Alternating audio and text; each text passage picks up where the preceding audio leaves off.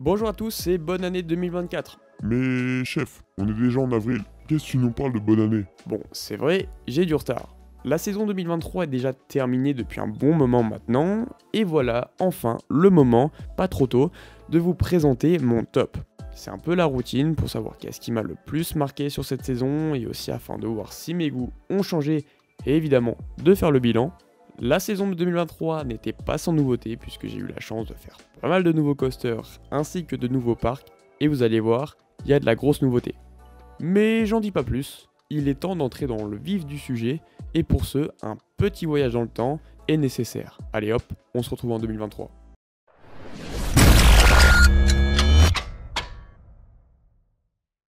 Ah, quoi de mieux pour parler de 2023 que d'être en 2023. Maintenant qu'on est tous dans la bonne période, on va pouvoir se partager nos tops respectifs comme il le faut. Je vais commencer par vous présenter mon top 10 de mes coasters préférés, et si vous le souhaitez, n'hésitez pas à partager le vôtre dans les commentaires. J'aime beaucoup voir les différents avis de chacun sur telle ou telle machine, et ça serait vraiment le moment parfait de pouvoir interagir avec vous dans l'espace commentaire, dans la bienveillance bien entendu. Ah, et en parlant de bienveillance, je préfère rappeler que ce classement ne concerne que moi et que si jamais vous n'êtes pas d'accord, n'allez pas insulter tout mon arbre généalogique, hein. Exprimez-vous normalement dans la bienveillance pour que ça soit agréable pour tout le monde. J'aime le débat, mais tant que les avis sont constructifs. Allez hop, maintenant que les règles sont exposées, est-ce que tout le monde est prêt? Non. Parfait, alors c'est parti.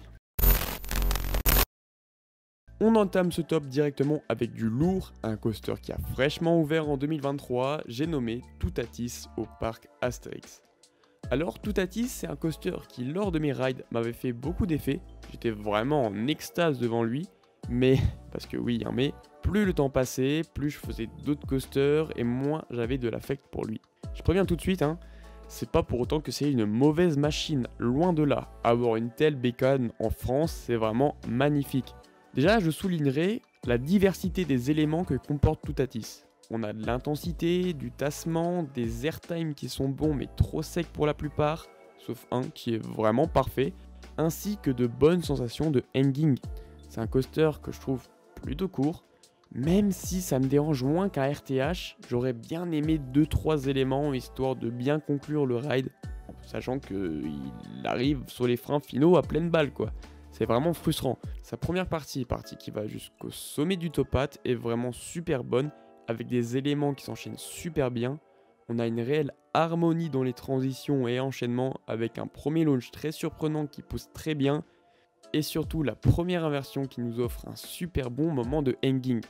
Mais voilà, à partir du topat, les choses sont moins marquantes pour moi. Premièrement, je trouve que le topat est mal conçu, de par la gestion de ses trims. Il y a un mini airtime à son sommet, qui est très vite coupé, et la sensation de chute est fortement atténuée. C'est vraiment dommage. À titre d'exemple, je préfère largement un topat à la Abyssus qui lui est trimé, mais qui pour autant reste ultra efficace, ou encore un topat à la Batman Gotham City Escape, mais lui, on en reparlera plus tard. Et à partir de ce point-là, je suis un peu embêté avec les enchaînements. Je ressens vraiment un effet synthétique, comme si on avait placé les éléments un à un, les uns derrière les autres, sans réelle harmonie. Les seuls éléments marquants de cette partie sont le camelback qui offre un bon airtime et l'inversion finale, mais à part ça, tout le reste est plus ou moins bon sans être exceptionnel. Je ressens cette partie comme une balade plus qu'autre chose, c'est vraiment dommage. À mon sens, la première partie était magnifique et ça s'est très vite essoufflé. Mais voilà, je chipote sur quelques points parce qu'ils sont à peu près tous au même niveau. Juste, encore une fois, Toutatis qui est vraiment un niveau en dessous par rapport aux autres. Ça reste un très bon coaster. Ça n'enlève rien au fait que c'est le meilleur coaster français. Bon, après, c'est pas très compliqué. Et ça reste quand même une bonne machine à faire en Europe. Mais vous allez voir que au-dessus, à mon sens, c'est mieux. En parlant des coasters suivants, on va continuer tout doucement ce classement avec le numéro 9, Expedition GeForce à Holiday Park. Expedition GeForce ou EGF est clairement un monument. Sa longévité est magnifique, longévité qui est une preuve tangible qu'il a été incroyablement bien conçu. Alors, pour nous, ça paraît incroyable qu'un coaster de 15-20 ans puisse toujours être bon. Mais imaginez à l'époque, Imaginez les habitués d'Holiday Park ou les coaster fans allemands, ils ont ridé pour la première fois EGF, qu'est-ce qu'ils s'étaient dit? C'est un véritable ovni. Pour illustrer mes propos, le plus gros coaster d'Allemagne à son ouverture, c'était Euromir. La transition, mais c'est quoi cette transition? Elle a dû être giga violente. Et je ne parle pas de la First Drop de GF. Ouais, désolé, je sais que c'était assez foireux comme transition, mais au moins on peut parler de cette somptueuse First Drop. Drop qui n'est pas spécialement haute, car elle fait un peu plus de 50 mètres je crois, mais pourtant cette drop est tellement marquante, on a une sensation de chute qui est interminable. Et en plus de ça, on vient à peine d'entamer la descente que le rail vient effectuer une rotation à 90 degrés ultra violemment qui nous claque littéralement contre notre siège. Et après ça, le rail nous propose des airtime longs, très longs, dont on en voit rarement. Certains sont puissants, notamment les 2 premiers. L'année dernière, j'étais un peu refroidi par les différents virages de GF. Je trouvais qu'on perdait vraiment beaucoup de temps. Mais cette année, en le re-ridant, je me suis rendu compte que ça offrait une bonne sensation de tassement, avec une inclinaison plutôt honorable. Après bon, vous l'aurez compris, le coaster se fait vieux, il a quand même 20 ans le bonhomme, et pour l'époque, c'était le seul moyen de changer de direction très facilement, tout en conservant plus ou moins la même vitesse. Pareil pour le système de retenue qui m'avait broyé mes cuisses sur les différents airtime par leur puissance. Et ben j'ai trouvé une petite technique pour avoir du mou et éviter que les opérateurs vous écrasent la lap contre vous.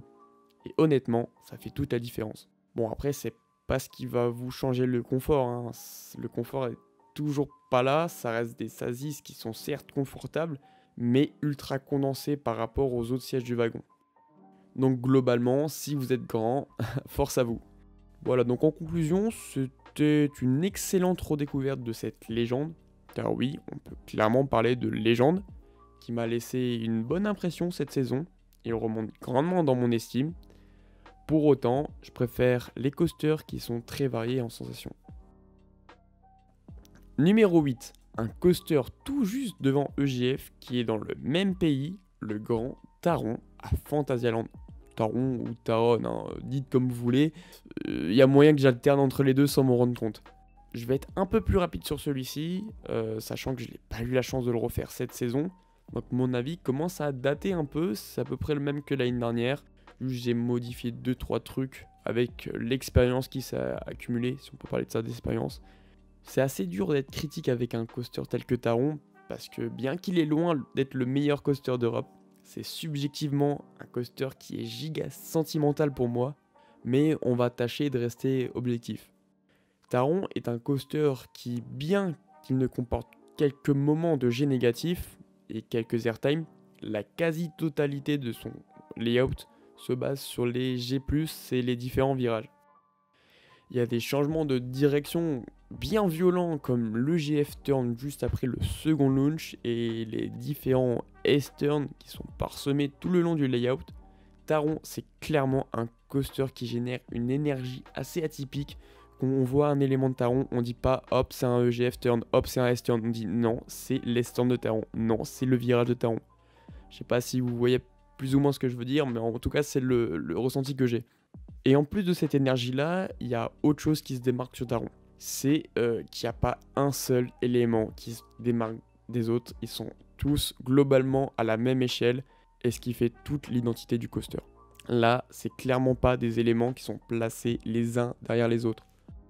Et en plus de ça, Taron, c'est vraiment un coaster qui est assez long, qui, malgré sa longueur, une fois arrivé sur les freins finaux, on en redemande encore. On n'est jamais rassasié de Taron. Et c'est ça qui fait que ce coaster est ultra marquant pour moi, mais je pense que c'est également la même chose pour vous. Il y a aussi tout l'univers qui est créé derrière, qui nous aspire de par sa richesse du village de Clou Game et surtout la musique de la zone qui nous hante. C'est vraiment une énergie particulière encore une fois. J'ai dit précédemment que je préférais plus les coasters qui étaient variés dans leurs éléments. Et c'est pourquoi Taron occupe cette place-là. Ça me fend le cœur de le voir à cette place parce que vraiment c'est mon coaster de cœur quoi. C'est mon premier gros coaster que j'ai pu faire après Monster et voir que chaque année il descend, ça fait quelque chose, mais ça n'empêche pas que ça reste une très bonne machine et que malgré ça, il y a quand même, par chance, des coasters européens qui sont quand même mieux. Numéro 7, RTH à Plopsaland de panne. Vous voulez un exemple d'un coaster qui vieillit mal, même très mal? Eh bien, prenez RTH. Contrairement à EGF qui, malgré 20 années d'exploitation, est toujours à peu près fluide, vous avez RTH qui, 2 ans après, commence à vibrer sévère. C'est vraiment très bizarre parce que 2 ans, c'est pas censé vibrer comme ça. RTH, c'est chaud quand même. Mais bon, là-dessus, cette année, je l'ai pas pris en compte. Le but, c'est pas non plus d'avoir un avis totalement biaisé. Il faut quand même rester plus ou moins objectif. Donc tout ce qui suit, c'est plus sur mon ressenti par rapport au layout et par rapport aux sensations que procure le ride. Bref, sinon, à part ces vibrations, RTH c'est un coaster avec lequel je me suis réconcilié cette année. J'ai vraiment eu du plaisir à le rider. Je lui trouve toujours les mêmes défauts par contre. Ça reste un coaster auquel j'ai toujours autant de mal avec sa durée. On arrive sur les freins, j'ai tout autant l'impression que le ride s'est fini beaucoup trop vite. On vit un rêve éveillé. On nous prend, on nous arrache de là et on nous fait un retour à la réalité très brutalement. C'est pas la meilleure des sensations. J'aurais vraiment adoré profiter de la vitesse supplémentaire que nous offre le second launch avec des éléments qui sont tout aussi fous que les précédents parce qu'on a une vitesse qui est gagnée, qui est considérable avec le deuxième launch justement. Et il y a 3 éléments quoi après. C'est des bons éléments, c'est des très bons même, mais ils sont pris à pleine malle. Donc le ressenti en temps, c'est pas trop ça. Pour tout ce qui est aspect layout, je pense également la même chose. Les transitions entre les différents éléments sont très cohérents et je trouve qu'il y a un changement d'humeur assez bizarre. On alterne entre éléments incroyables, bon élément, éléments incroyables. Et quand je parle d'éléments incroyables, c'est vraiment des éléments incroyables. Hein. Par exemple, le magnifique airtime Autopath, c'est clairement l'airtime le plus puissant que j'ai pu faire à ce jour. Et pareil, on monte dans le train, on reçoit cet airtime là, on se dit la suite va être tout aussi bien. Sauf que oui, mais la suite est bien, mais pas autant que celle qu'on espérait. L'élément qui suit juste après, c'est un banana roll. C'est pas incroyable, mais c'est rigolo. Avec l'effet qui spin, on a vraiment un effet chelou. Et par contre, après, on a le loop. Le loop qui est, je trouve, assez fade. Hein. Je sais pas pourquoi il est là. J'aurais clairement préféré un airtime. C'est juste histoire de dire on a une inversion en plus, ou on fait un élément en plus, je sais pas. Et après, on a les 2-3 virages chelous avant le deuxième launch, qui, je sais pas pourquoi c'est là également, mais c'est drôle. Et cette même folie qu'on avait au Autopath, eh ben, c'est les doubles inversions, là, le double inverted de dive loop, juste après le second launch. Et là, on se dit, waouh, j'ai retrouvé la magnifique sensation que j'avais sur l'airtime. Sauf que ça va pas durer longtemps.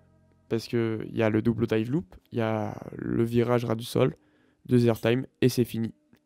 Et là, quand j'arrive là-dessus, je suis tellement frustré. C'est incroyable, je crois que c'est le coaster où ça me le fait le plus, cette sensation de frustration quand on arrive sur les freins. Enfin, c'est un très bon coaster, un coaster que je trouve un poil surcoté. Pas se mentir, je trouve qu'il est un peu trop survendu. Mais à mon sens, en Europe, il y a quand même mieux, même très mieux. Après, ça reste quand même à faire. Ça reste quand même un magnifique coaster qui est pas très loin de la France si vous habitez dans le nord. Donc n'hésitez pas à y aller. Par contre, le parc, il n'en vaut pas trop la peine, mais ça, c'est autre chose. On enchaîne avec le numéro 6, Hyperion à Energylandia.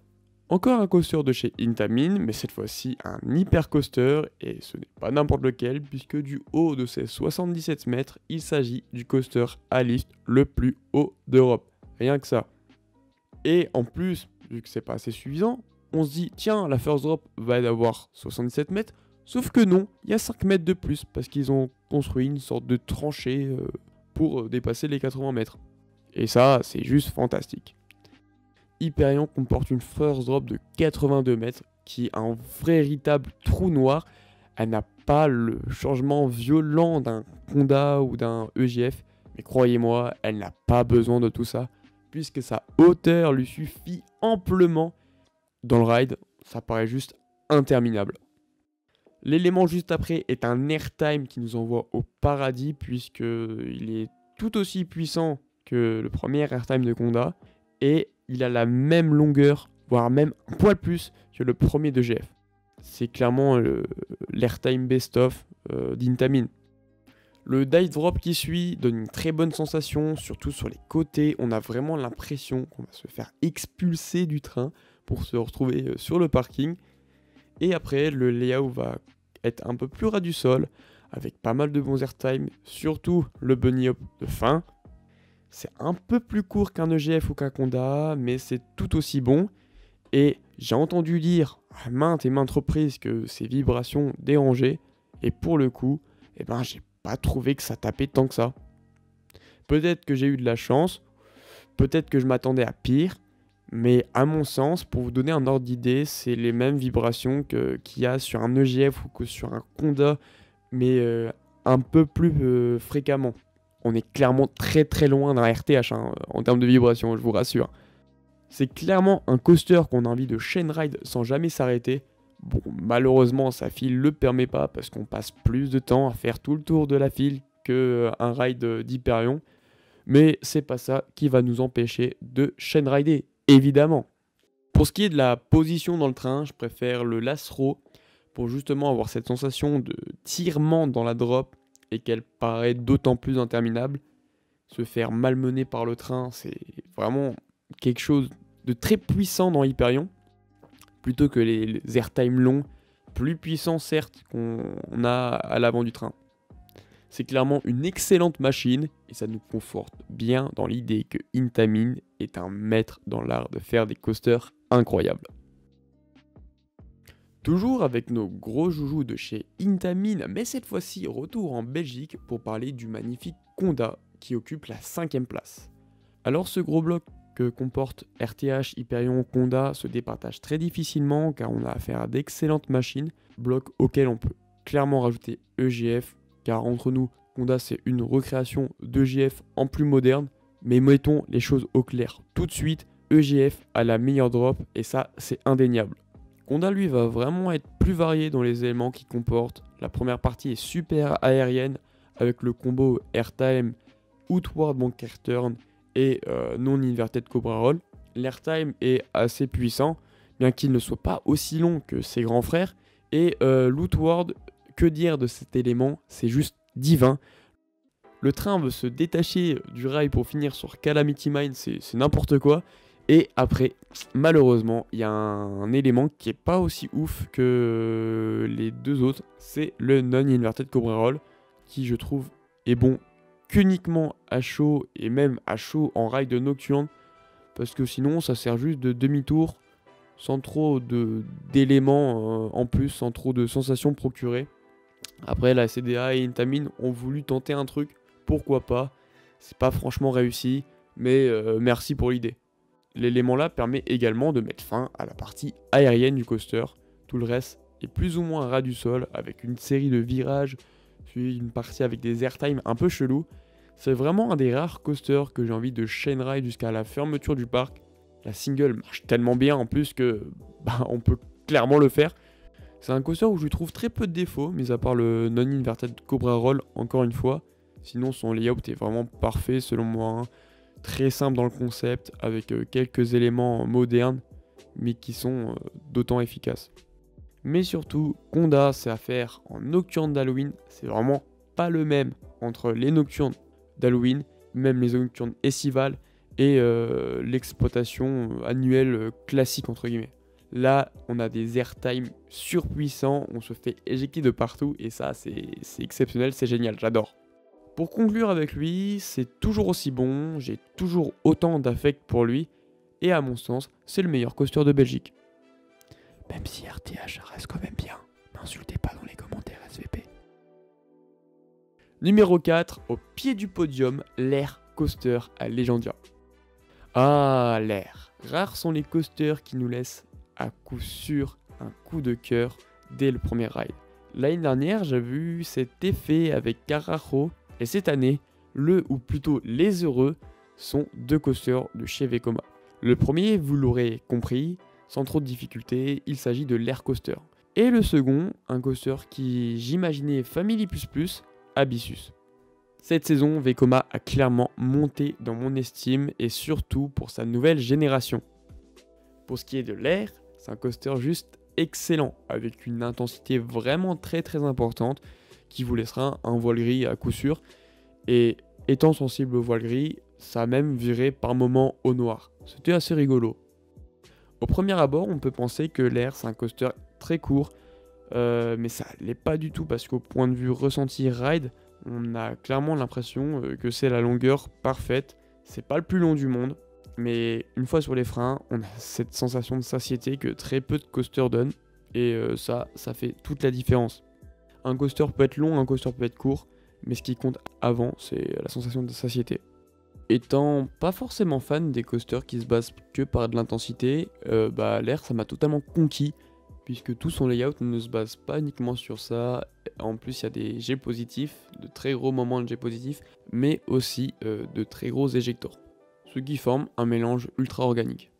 La first drop de l'air est tout aussi violente que celle de GF, bien que le coaster soit plus petit. La rotation à 90 degrés se fait bien plus ressentir que sur un Conda par exemple. À peine eu le temps de se remettre de nos émotions, qu'on enchaîne directement avec un dive loop pris de manière très bizarre, ça fait ligne droite et seulement après ça twist. Et à partir de là, les enchaînements sont parfaits quoi. C'est enchaînement d'intensité, hang time, sensation de chute, paf inversion, paf intensité, inversion éjector. À aucun moment du ride on a le temps de se remettre de nos émotions, à aucun moment on a le temps de comprendre ce qui se passe, et c'est des coasters que j'aime voir. C'est des coasters qui bombardent du début jusqu'à la fin sans moment de pause, tout en gardant évidemment une harmonie dans le layout, parce que pour moi c'est très important. Et chose d'autant plus surprenante, c'est que ce magnifique bébé nous est pondu par Vekoma. Oui, le constructeur derrière les SLC, les Boomerang et l'incroyable loup-garou. Même si j'ai des amours chelous pour ces coasters pour plusieurs raisons, faut rester honnête et dire que ça reste quand même pas ouf, mais l'air, c'est du Vekoma et c'est à des années-lumière de ses grands frères. Car, premier point, il n'y a pas un seul pet de vibration. Second point, on connaît Vekoma, on sait que les conforts sont pas top, et ben là, c'est plutôt confortable, même si les vestes, ça reste pas ouf comme moyen, ça serait mieux sans quoi, mais encore là, c'est pas très gênant. Là, Vekoma, il touche quelque chose de très fort, ils sont à un cheveu de trouver la recette de comment faire du RMC, je sais que ça va arriver, donc faut faire attention à eux. Pour conclure avec l'air, c'est un coaster à faire obligatoirement en Europe, d'autant plus si vous êtes de passage à Energylandia. Je sais que Legendia c'est pas forcément un parc qui vaut le coup, mais juste pour l'air, il mérite sa visite. Numéro 3, Untamed à Walibi Holland. On commence ce podium avec le top 1 de l'année dernière, qui s'est fait détrôner non par un, mais par deux machines tout aussi excellentes. Alors Untamed, tout comme l'air, c'est un coaster qui bombarde du début jusqu'à la fin avec un rythme exceptionnel et des éjectors qui sont très secs, certes, mais très puissants. On a vraiment l'impression de dompter une bête et que celle-ci, elle nous aime pas, elle veut clairement qu'on se jarre de son dos. Ça reste aussi des éléments surprenants qui, même au bout de plusieurs rides, on est toujours surpris. J'entends par là le magnifique airtime après l'inversion finale. À chaque ride, ça m'effraie parce que j'oublie qu'il est là et aussi parce que il est super violent. Le 270 Double Inverted Corner Stall, qui est super long, pas que par le nom, restera l'une de mes inversions préférées, tout coaster confondu, de par sa folie et son concentré de what the fuck. On a de l'hang time, de l'intensité, du décrochage, de l'airtime. C'est très compliqué à expliquer, mais en gros, si vous avez déjà fait du RMC, je pense que vous devez comprendre à peu près ce que c'est, parce que pour résumer tout simplement Untamed, juste RMC. J'ai l'impression de le dire pour chaque coaster, mais parlons de sa drop, c'est vraiment un facteur ultra important pour moi, car c'est notre première impression finalement, comme la toute première propulsion d'un coaster à launch. La drop d'Untamed au last est monumentale. Au first, un peu moins, même si elle reste quand même aussi bien. Mais tout derrière, on a vraiment une sensation de décrochage suivi par un airtime très puissant, giga furtif. Et c'est ce genre de première impression qu'on adore. c'est entre guillemets le premier élément qu'on confronte, car même si l'élément juste avant le lift est une super bonne mise en bouche, et bah pour moi, j'ai cette impression que le ride débute par la drop. À ma grande surprise cette année, j'ai 2 coasters qui ont réussi à le battre. Je pensais pas que ça allait venir d'aussitôt. Ça a été très compliqué aussi à les départager. Pour moi, les 3 sont au même niveau. Et si j'avais eu l'opportunité, je les aurais tous mis à la première position. Mais bon, c'est le jeu, c'est pas possible. Alors, sans plus attendre, passons au numéro 2. Numéro 2, Zadra à Energylandia. Retour en Pologne pour parler du plus haut RMC d'Europe. Bon, après, c'est pas très compliqué, hein, il y en a que 3. Un coaster qui, contrairement à Untamed, n'est pas du tout au ras du sol, sauf pour la forme de son layout. Mais là, on a un layout nettement plus aérien. Je suis moins fan des coasters aériens, car ça signifie que les transitions entre les éléments sont assez longues. On a un peu plus le temps de se reposer, contrairement au coaster qui bombarde du début jusqu'à la fin. Mais c'est pas pour autant que les éléments sont mauvais, loin de là. Et encore une fois, vous vous en doutez, on va parler de drop. Je vous rassure, c'est la dernière fois qu'on va parler d'une drop dans cette vidéo. Je ne sais pas si la drop de Zadra est meilleure que celle d'Untamed. J'ai pas eu la chance de refaire Untamed cette année. Et surtout, il y a plein d'autres coasters qui se sont rajoutés entre temps, donc les souvenirs commencent à dater un peu. Mais déjà par sa hauteur, elle est très efficace et elle est forcément plus longue. On ne touche pas le train de toute la drop, c'est seulement une fois ras du sol qu'on retrouve notre siège. On a la petite signature RMC avec le mini bunny hop en bas de chute. L'élément juste après nous fait faire un demi-tour de manière un peu chelou, dont à son sommet on a un très bel airtime, mais c'est surtout cette bonne prise de hauteur qui va nous offrir une très bonne chute. Sensation similaire à peu près à la first drop, évidemment moins impressionnante parce que le coaster il a emmagasiné de la vitesse. Et le plus important, c'est que cet élément-là sert de transition pour arriver à l'élément le plus mythique de Zadra, son 0 G-stall. Élément qui nous permet d'être complètement à l'envers et ce pendant un très long moment, tout en restant collé à notre siège. Et là, de voir le sol à cette hauteur, c'est juste exceptionnel. C'est un élément très perturbant, on a une sensation de dingue, et ce qui est d'autant plus troublant, c'est que l'élément est amené avec une telle fluidité, et on a vraiment ce côté majestueux.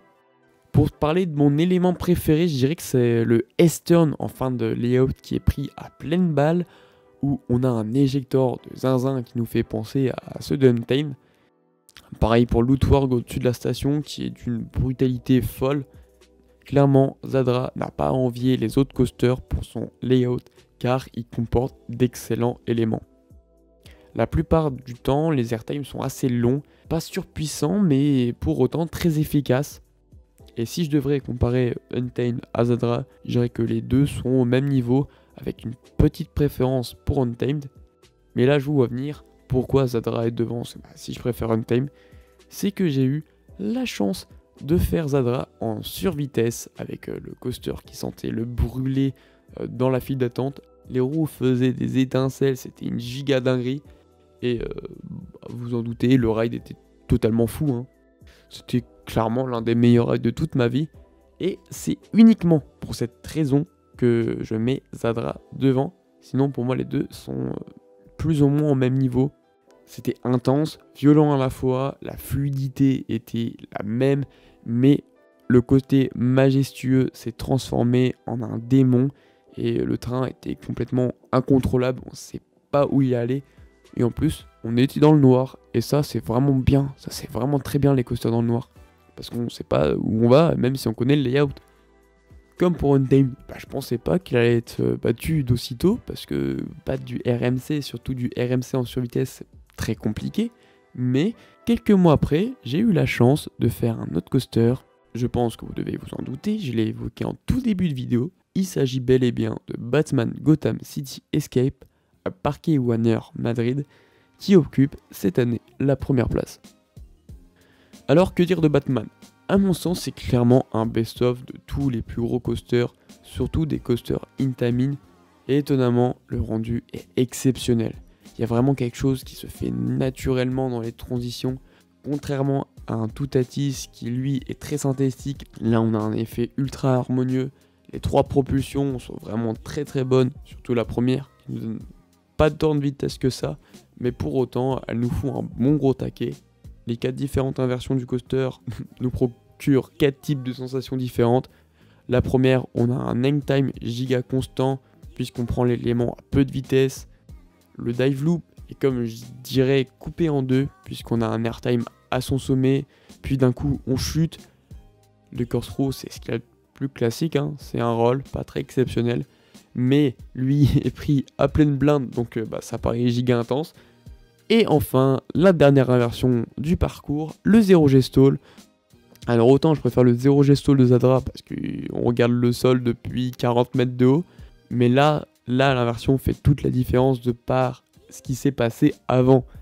La manière dont est amenée l'inversion, c'est juste du génie, parce qu'on enchaîne banking à gauche, banking à droite, début de banking à gauche, retour de banking à droite, et hop, on est en inversion. Et cette inversion, on pendouille comme jamais. Et ça, c'est clairement du génie, encore une fois. Pour ce qui est des airtime, ils sont très présents, assez puissants pour la plupart, même si on a des airtime un peu moins puissants, mais quant à eux, fourbes. Et il y a un élément qui m'a fait vraiment tilter de pourquoi j'ai mis Batman devant Zadra et devant Untamed, c'est le top hat. Le train est limite à l'arrêt à son sommet. On a cette impression de rollback, on sent à peine les trims, et en plus de ça, tout le long, on est en airtime quasi constant, du sommet jusqu'à la drop. Et cette drop, oh là là, mon dieu, qu'est-ce que je suis fan! On a l'airtime du top hat, la sensation de chute, qui n'est pas la même que sur les drops classiques, puisqu'on ne descend pas tout bêtement à la verticale, c'est plus incliné. Mais contrairement à Toutatis, vu qu'on ne sent pas les trims sur Batman, ça fait que la sensation est beaucoup plus prononcée. Je pense que vous n'êtes pas surpris, je suis complètement amoureux de Batman, il n'y a pas d'autre mot. Et ce qui me met la puce à l'oreille, c'est que j'ai fait le coaster sous 5 degrés en plein mois de décembre. Alors imaginez comment il doit être au printemps, mais surtout en été, parce que Madrid, ça reste quand même dans un désert. Batman, c'est le retour en force monumental d'Intamin dans la course aux plus grosses coasters. Car oui, ça rivalise même très fort avec du RMC. Et honnêtement, on me dit que c'est Alan Silky qui est derrière Batman. Je le crois. Il n'y a pas de contestation possible. Il y a vraiment cette vibe qui ressort que c'est un RMC. Voilà, on a fini avec le top de cette saison 2023. Comme vous avez pu le voir, encore une fois, le top est complètement différent de celui de l'année dernière. À titre d'indication, cette année j'ai eu la chance de faire un plus 67 coaster, ce qui est juste énorme pour un total de 10 nouveaux parcs. J'espère que la saison 2024, qui a déjà commencé depuis un mois maintenant, sera tout aussi bonne, et j'espère que mon top va connaître des nouveautés, car il y a une chose que j'aime le plus dans cette passion, c'est déjà principalement faire des coasters, oui, mais surtout de découvrir de nouvelles machines. Et alors si une nouvelle machine arrive à rivaliser avec mes coasters préférés, c'est un giga bonus. Voilà, c'est tout pour cette vidéo. N'hésitez pas encore une fois à partager votre top dans les commentaires, histoire de voir les divergences de points de vue, et évidemment, toujours dans le respect des autres, ça change pas. Et moi je vous donne rendez-vous pour de prochaines vidéos. Salut tout le monde, c'était Winsky, bye bye.